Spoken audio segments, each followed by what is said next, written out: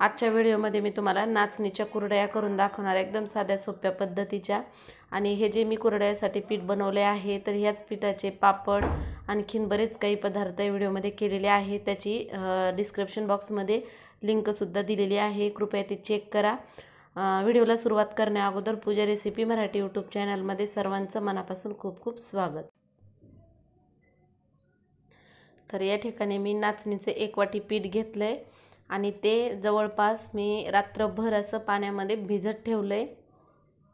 हे पहा असं, आणि त्याच्यावरती जे पांढरं पाणी आलेलं आहे ते आपल्याला थोडंसं बाजूला काढायचे। नाचणी 3 दिवस भिजत घालून सुद्धा आपल्याला कुरडया करता येतील, पण ह्या थोड्याशा साध्या सोप्या पद्धतीच्या आहेत, ह्या सुद्धा करून पहा। तर हे पहा, याच्यावरचं आपण पाणी पूर्ण काढलंय। तर पीठ आपण 1 वाटी घेतलं होतं, त्याच वाटीने 1 वाटी असं मी पाणी घेतलंय। आता त्याच्यामध्ये थोडंसं मीठ टाकलेलं आहे आणि पापड खार मी अर्धा चमचा असा घेतलाय, म्हणजे याने कुरडई चांगली फुलते। आता पाण्याला जास्त पूर्ण आपल्याला उकळी येऊ द्यायची नाही। आता हे पीठ आपल्याला बेलण्याने चांगलं हटून घ्यायचे, पटापट हटून घ्यायचे आपल्याला, याच्यामध्ये गोळी होता कामा नये। हे पहा अशा प्रकारे। आता याच्यामध्ये एकही गुठळी नाही, पूर्ण आता हे चांगलं हटून झालेलं आहे।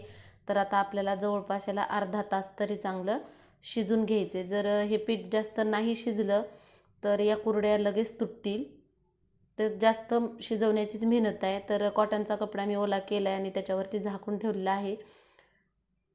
तर आता एकदम कमी गॅसवरती मी याला 15 ते 20 मिनिटं शिजून घेणार आहे। परत एकदा चेक करायचं, तर 15 मिनिटानंतर हे पीठ शिजतच आलं असेल। नाचणी लाल असल्यामुळे पीठ हे थोडं लालसर दिसतं, याच्यापेक्षा बरेच जणांचं लाल होतं। हे मी पीठ जे तयार केलेलं आहे अशा पद्धतीनं करा, मस्त पांढरं येतं। तर आणखीन जवळपास 15 मिनिटं तरी लागतील। हाताला हे चिटकत आहे आणि शिजलेलं तेव्हाच पीठ कळतं।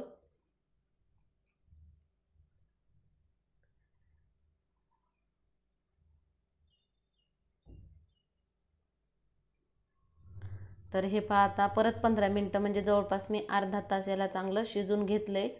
हे पीठ आता चांगलं शिजून झालेलं आहे। आता याच्या कुरड्या करू।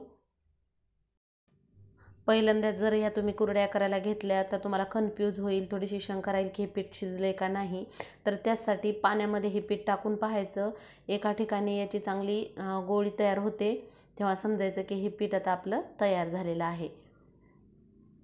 हे पहा, तर आता आपण याच्या कुरड्या करू। तर बारीक ताराची मी चाळणी बसवलेली आहे या सोऱ्याला।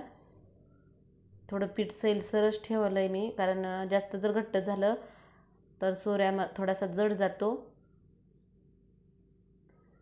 याच्यापेक्षा एक घट्ट पीठ असल्यावर तर आणखीनच चांगलं। आता या कुरड्या आपण सावलीतच करू शकतो आणि 2 ते 4 तासानंतर गच्चीवर याला 2 दिवस मस्त वाळवायला ठेवायच्या। तर मैत्रिणींनो, तुम्हाला जर हा व्हिडिओ आणि या कुरड्या आवडल्या असतील तर पुढे आपल्या मैत्रिणींना खूप खूप शेअर करा। हे पहा, मस्त बारीक तारा सापडतो आहे। आणि माझ्या चॅनलला सबस्क्राईब, लाईक आणि बेल आयकॉन क्लिक करायला विसरू नका। धन्यवाद।